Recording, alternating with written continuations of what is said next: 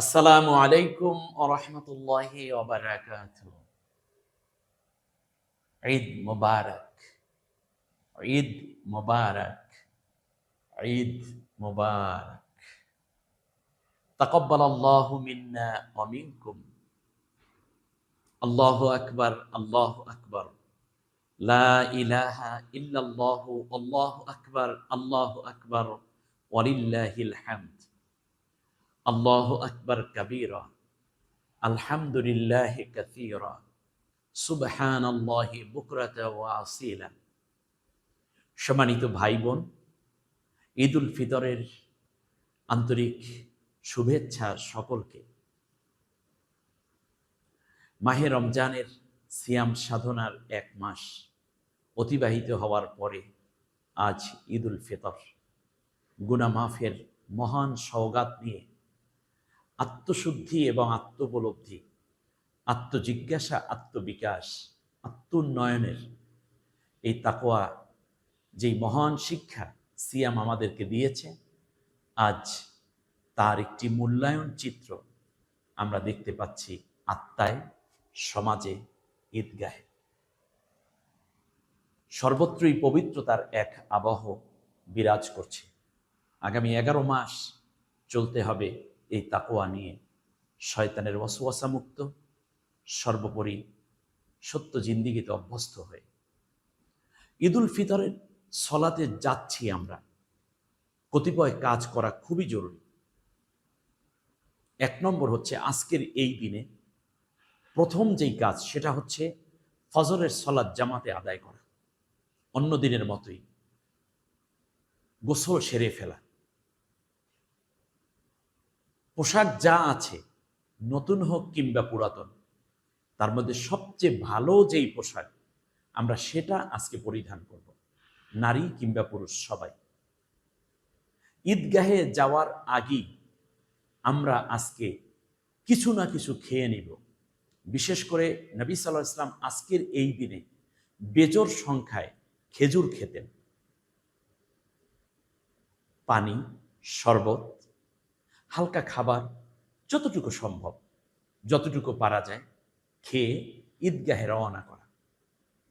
রওনা করার সময় তাকবীর বলতে বলতে ঈদগাহে যাওয়া।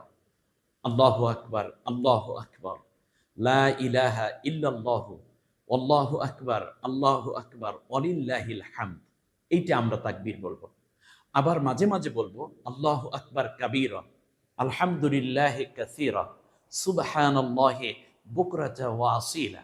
অর্থ আল্লাহ তুমি বড়, তুমিই বড়, তুমি মহান, তোমার জন্য প্রশংসা, তোমার চেয়ে বড় আর কেউ নাই।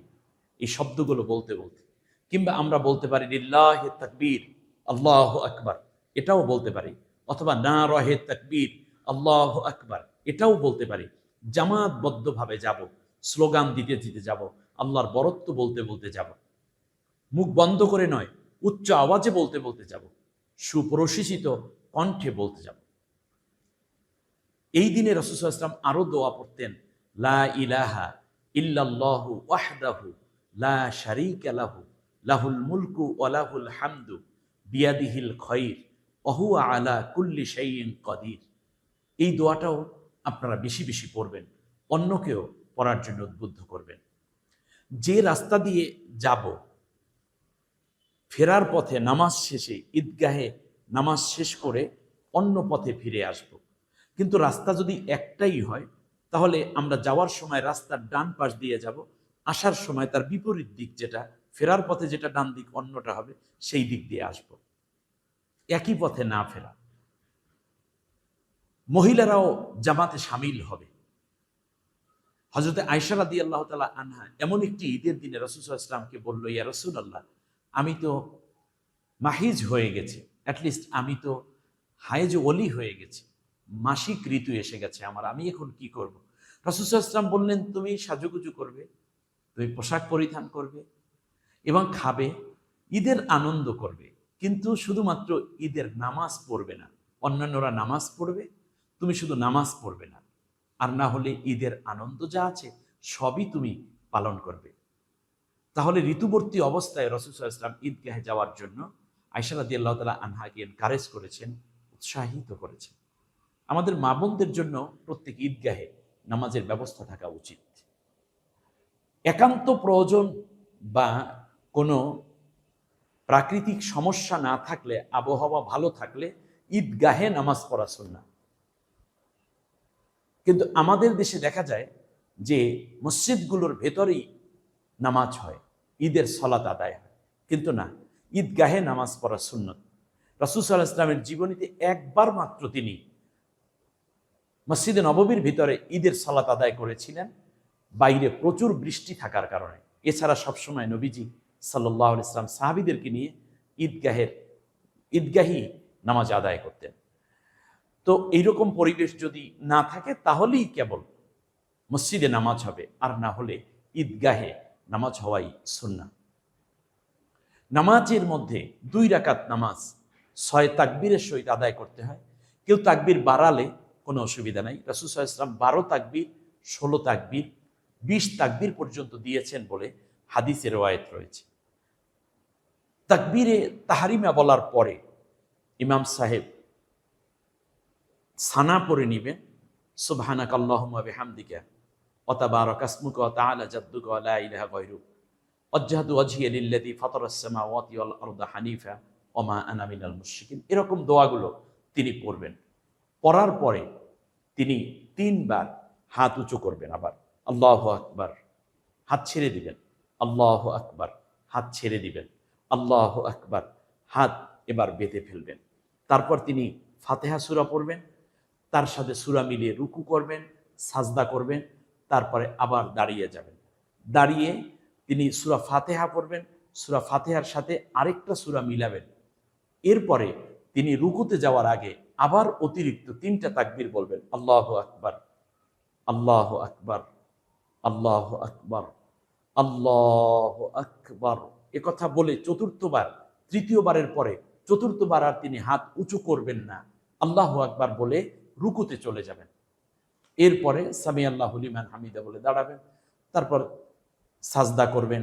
শেষ বৈঠকে তাশাহুদ, দুরূদ শরীফ পড়ে সালাম ফিরিয়ে নেবেন। তারপর তিনি একটি খুতবা দিবেন মুসল্লিদের উদ্দেশ্যে। এরপরে আপনারা নিজেদের মধ্যে আরো সম্প্রীতি, আরো ভালোবাসা, আরো মহাব্বত বৃদ্ধির জন্য কোলাকুলি করা, একে অন্যকে নিজের বাসায় দাওয়াত দিয়ে নিয়ে যাওয়া, একটু আপ্যায়ন করা, যতটুকু সম্ভব আজকের দরজাটা সকলের জন্য খুলে দিবেন। যত সিকিউরিটি থাকুক আপনার বাসায়, আজকে গরিব ধনী সবাই যেন একাকার হয়ে এক দস্তরখানায় এক টেবিলেই যেন খেতে পারে, সেরকম একটি পরিবেশ ধনী ভাই করে দিবেন। এবং সাধ্য অনুযায়ী একে অন্যকে আপ্যায়ন করানো, নিজে অন্যের বাসায় আপ্যায়িত হওয়া। রাজনৈতিক কারণে যে মতবিরোধ তৈরি হয়েছে, মাযহাবজনিত কারণে কিংবা আপনার তরিকাজনিত কারণে অথবা জায়গা জমিগত কারণে, মিথ্যা মামলা হামলা অথবা অন্যায় অবিচারের কারণে, সেগুলো আমরা চেষ্টা করব ভুলে যেতে যতটুকু পারা যায়। তবে অন্যায়ের বিচার অবশ্যই হবে, হত্যাকারীদের বিচার অবশ্যই হবে, জালেমের বিচার অবশ্যই হতে হবে।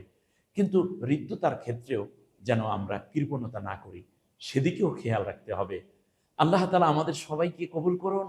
এবং ঈদের আনন্দের এই দিনে আমি সকলকে নিয়ে আবারও বলতে চাই, ঈদ মোবারক, ঈদ মোবারক, ঈদ মোবারক। তাকাব্বালাল্লাহু মিন্না ওয়া মিনকুম। ওয়াসসালামু আলাইকুম ওয়া রাহমাতুল্লাহি ওয়া বারাকাতুহু।